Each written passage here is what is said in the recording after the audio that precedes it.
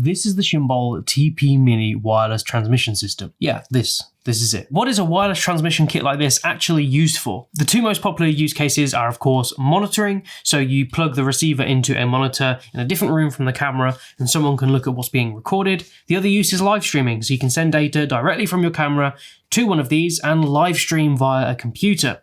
And because these support 1080p up to 60 FPS, you're going to get some really great quality out of these. At £99, this is one of the most affordable wireless transmission systems on the market. Premium systems can cost several times the price of this kit, so I was excited to give these a try. Before I get into this video, I do want to say that Shimbol did send me these for review, but they've not seen this video before it's gone live. They've not asked me to say anything specific in this video. This video is entirely my own thoughts and opinions. So let's start off with the unboxing. Inside the box, you get a transmitter, a receiver, a manual, as well as some dragon stickers, and although these are quite unique to the product, I don't think I'll be using these, but feel free to use these if you want. The transmitter and receiver are pretty much identical in the way that they look, other than the fact that the transmitter has TX and the receiver has RX written on the front. They're both super lightweight at around 113 grams, although they'll soon get heavier once you start adding batteries. Both of these have a battery indicator button, a pairing button, and an on-off switch on one side. On the transmitter, you have a HDMI in and out, as well as a USB-C power port, and on the receiver, there are two HDMI outs, so you can split the feed. Now, there are no HDMI cables included in this kit, which is a bit annoying considering you will need one from your camera to the transmitter and then one from your receiver to the monitor or whatever it is you're plugging the receiver into.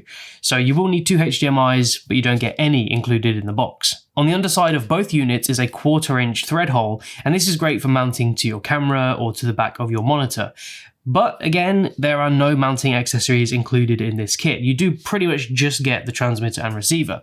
And although I understand why, we're keeping costs down, it's an affordable kit, so you can't have everything, I think it would have been nice to have had some mounting accessories, because even though this kit looks affordable on paper, you're going to have to spend like £50 to £100 on extra accessories. Taking a look at the build quality, the transmitter and receiver are both incredibly small and compact.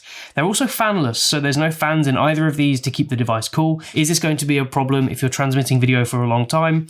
I'm not really sure. From my tests, these have been on for quite a long time without any sort of overheating or anything like that. One thing that stood out to me immediately about this kit is the bright red finish. I'm not honestly a fan of the look of this, and I would rather it have just been black to fit, all of the other things you have on your rig.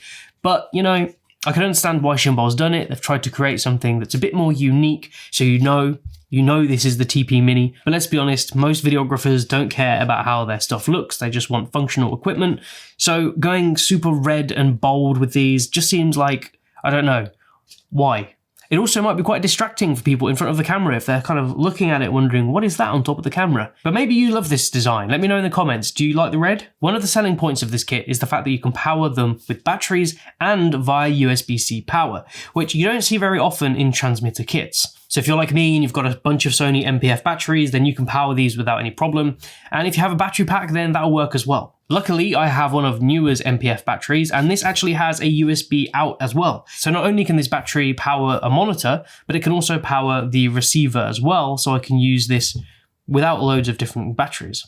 You're probably wondering at this point in the video what kind of performance you can get from these. So these do transmit up to 1080p 60 FPS with 70 milliseconds of latency. And this does transmit audio as well as video. There is some latency and it's pretty noticeable, but I don't think this is a deal breaker, especially at this price point. And of course, with video transmission, you're going to always have some latency no matter what kit you get. If you're planning on using this as a monitoring system or to give to a focus puller, then I think you're going to be really happy with the quality that you get from this. Of course, the footage will be compressed to a degree, so don't expect super clear footage all the time, but from my tests, it's been very reliable. Shimbol advertises a 600-foot transmission distance with this kit, and I've got to be honest, that is very far. How many people are going to be transmitting 600 feet? As an example, here is what 600 feet looks like. So although 600 feet sounds good on paper, I don't think anyone is going to be that far from their camera. In most situations, it's actually going to be brick walls, obstacles, things that are going to break line of sight that will actually cause problems. So a lot of YouTubers do tests where they just set up the camera and they walk 600 feet away